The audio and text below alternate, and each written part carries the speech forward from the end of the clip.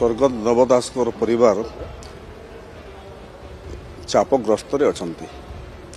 से माने स्थिर कर जीवे कुआड़े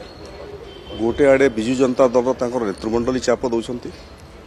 जहाँ होगला से तो क्लोज होती तुम तो पार्टी अच्छ तुम एमएलए टिकेट पाइल तुम लड़िल आम दलर एवं कथार अधिक अग्रसर न होगापाई बिजु जनता दल परिवार उपर पूरा चाप दौर एवं से चापग्रस्त होता कारण से निर्णय नहीं पारना प्रकृति से करेंगे कौन सीबीआई तदंत ओडिशा सरकार को लेखिकी देवे क्राइम ब्रांचर जिते डकरा से तो निजे कहले जे से समय जिते बेले बिजु जनता दल सरकार थिला क्राइम ब्रांच तदंत ठीक बात में जाऊँगी क्राइम ब्रांचर रिपोर्ट आसिला अंतिम पर्यायर रिपोर्ट आसिला आमे ता उपरे बयान देबू अंतिम पर्यायर रिपोर्ट भी आसिला क्राइम ब्रांच नोटिस भी कला एवं क्राइम ब्रांच पाखे हाजर होइकी से माने कहिबा कथा जे बापा को प्रकृति न्याय मिली नहीं यार अधिक तदंत करा जाओ बोलिकरी किंतु से माने चापग्रस्त टिबार निष्पत्ति कौन करेंगे से निष्पत्ति नहीं पारना बिजु जनता दल चाप अच्छी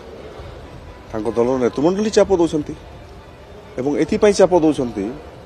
जे काले रास्ता जदि एमाने भी एग्रेसिव हेबे एमाने भी ओडिशा सरकार को लेखिकी देवे एमाने भी जदि क्राइम ब्रांच आगे हाजर हेबे जे केवल गोपाल दास मारे नहीं या पछरे आउ किए अछंती ताहेले होट तदंतर दिग भिन्न दिगरे जीव एवं जो माने षड्यंत्रकारी